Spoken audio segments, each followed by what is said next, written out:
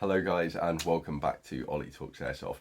Today we are talking about my Tokyo Marui Mk18 rifle, and specifically we're going to be talking about the real steel parts that I've put on here, what's easy to fit, what's actually going to require fitment, and yeah, let's get going.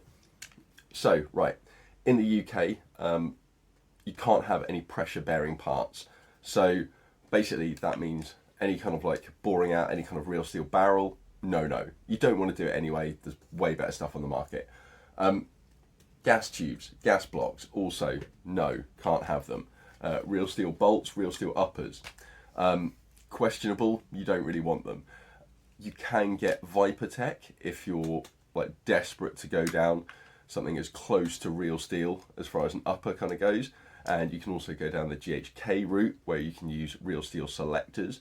But as far as the best gas blowback airsoft gun, so something that's really competitive in airsoft games, like the NWS is still great. So let's talk about how we get real steel parts onto the best gas blowback airsoft gun.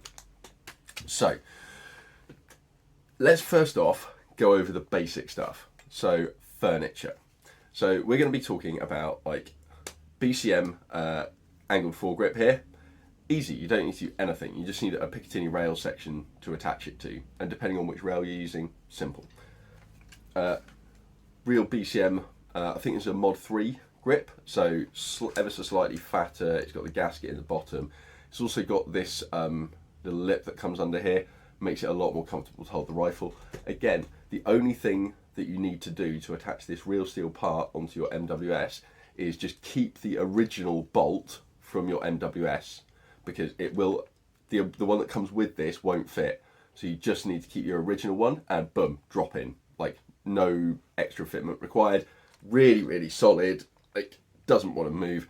I attached this on years ago. I've never had to go in, readjust it, realign it, anything like that. It's just solid.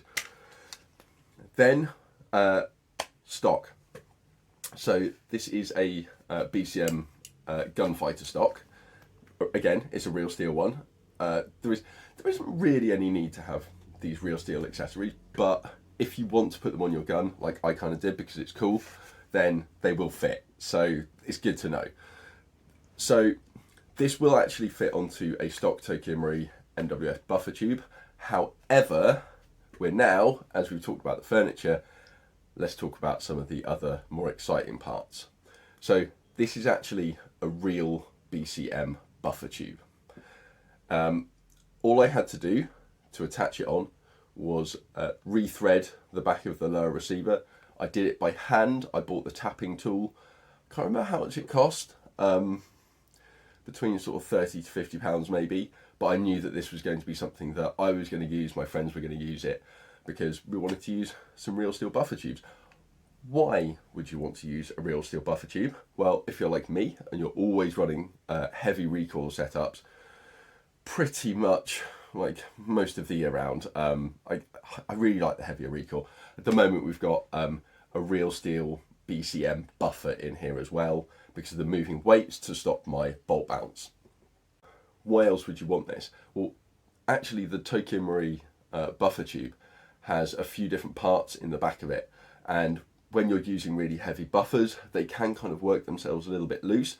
I had an issue once where all the parts kind of worked themselves loose a bit too much. I wasn't paying attention, and yeah, I thought, you know what, let's use this to strengthen it up. It does also mean that I can cock the rifle just by slamming it into something, and I'm not worried at all about the strength of this rifle. It is incredibly strong.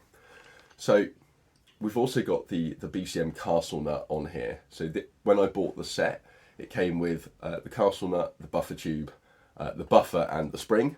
The only component out of that I'm not using is the spring, because I think it's probably going to damage the system, and I don't want to damage it. I don't want that bolt just slamming home like a real gun, because it ain't. Like, it's an airsoft gun, and like we need to be a little bit careful. So on the back here, you'll see there's also a BCM QD end plate. Again, that's genuine. I had to do a slight modification, cut a half crown in it in order to get it to fit.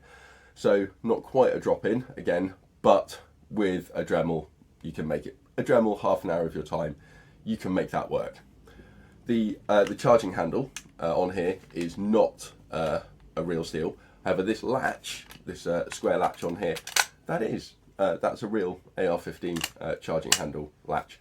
Works perfectly. Really, really cool. It's fitted onto the original Tokyo Marui charging handle. So the TM charging handles are slightly shorter than the real steel, so they're not interchangeable. I don't see that there's any point in modding a real one to fit. Just why? It's an airsoft gun. I know I say that, and I've done all these other things. Yeah, I get it. Okay, on here as well, we have a real Magpul bad lever, or BAD lever, battery assist device. I use this all the time, and it's fantastic. There are a couple of Airsoft repros, but they're priced almost the same as the real thing, and that's a reason that I've kind of got a lot of these different parts where I've bought them, you know, like the stock I bought second hand. I think this foregrip I bought second hand because they were real steel parts being sold second hand for the same price as the Airsoft parts. So, you know, why not? Like, it just makes sense. And so I was thinking, okay, before we leave this back end, just to explain, you do get really nice, you don't really get any stock wobble. I did a video on how you get rid of stock wobble, so if you want to know how I've got this awesome lockup, then go check my back catalogue and you'll see. Okay, so again, the BAD lever is a drop-in. You just screw it on, unless you've done any modifications to your bolt release, then yeah, that's an absolute drop-in. Next up, we've got this is probably the best talking point of this entire rifle, which is the rail system that I've got here. I don't know if you can see it under here, but it is actually a Geissele Mk18 Mod 1.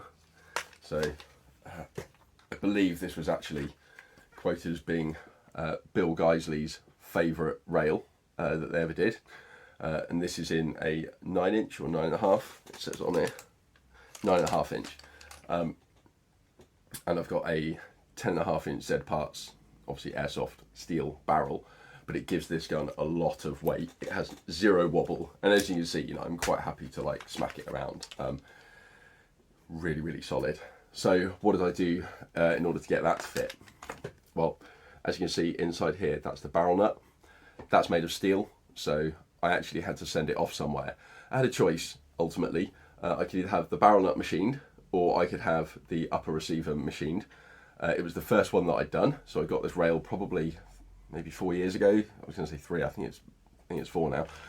COVID times, man, it really messed up your timeline. So I thought because the barrel nut is made of steel, it makes sense to take the material off the stronger part. So ultimately, you know, if you're wanting to attach a real steel rail onto your airsoft gun, then you are going to need to either get your upper receiver machined, and it's literally repitching the thread. It's not far off. It's yeah, there's not much that needs to come off. It is doable by hand if you want to do that, but certainly for modifying a steel barrel nut, I couldn't do that myself, so I had to send it off. It cost about 30 quid. Definitely worth it. I got this rail second hand, and I think it cost me about £120, and that was just amazing. It was such a bargain. The QD points on it were beyond repair, unfortunately, so it wasn't in particularly good condition, but it's so much more solid than any other rail. And I know that sounds like a really bizarre thing to say, but honestly, since getting a real steel rail and attaching it onto an MWS, I don't know if I can look back and go back to the airsoft rails. There are so many awesome real steel options out there, and yeah, I mean, this is the reason that I got another one. And I can talk about the real steel parts of my other Geissele rail another time, but yeah, sorry, my other Geissele build, but yeah, so good. Last but not least, now we've kind of gone over all of the main parts, we'll talk about the attachments that we've put on here. So you really can't beat the reliability of a Surefire, and if you see one come up second hand, I would thoroughly suggest picking one up. So I managed to pick up this Surefire Scout light with 200 lumen, like quite a focused beam, with a real Surefire tail switch, and you can tell because this area here is quite matted. So on Night Evolution or Element, they're quite shiny, but if they're matted, that's a good indication that you're looking at something real steel. It's just more reliable. It just works every single time. That's why I really like it. That's why I use it. Moving back, we've got a real steel EoTech EXPS 2-0 in green, which anyone that's familiar with my channel will have seen before. And we also have the Vortex Micro 3x flip side. They're real steel as well. And I also have a Ferroconcepts Slingster attached on here. So that kind of covers off the bits, you know, those parts you can kind of take on and off. But in reality, any furniture parts that you see are basically going to be a drop-in. Any buffer tubes or like rail systems that you see that you like, then you're probably going to need, in fact you will need to either machine your rifle or the item that you're going to put on there, that being either the real steel barrel nut or or the real buffer tube. Yeah, if you like this kind of stuff, you want to see some more stuff, you want to see about how this shoots, I do some more videos where I kind of like, I'll dig into the internals of this a little bit more, show you how it shoots, show you how it actually performs, and yeah, stay tuned for more videos to come. Best way to know about them is to subscribe, so I suggest you do that. And yeah, hopefully I'll see you on the next video. Until then guys, take care.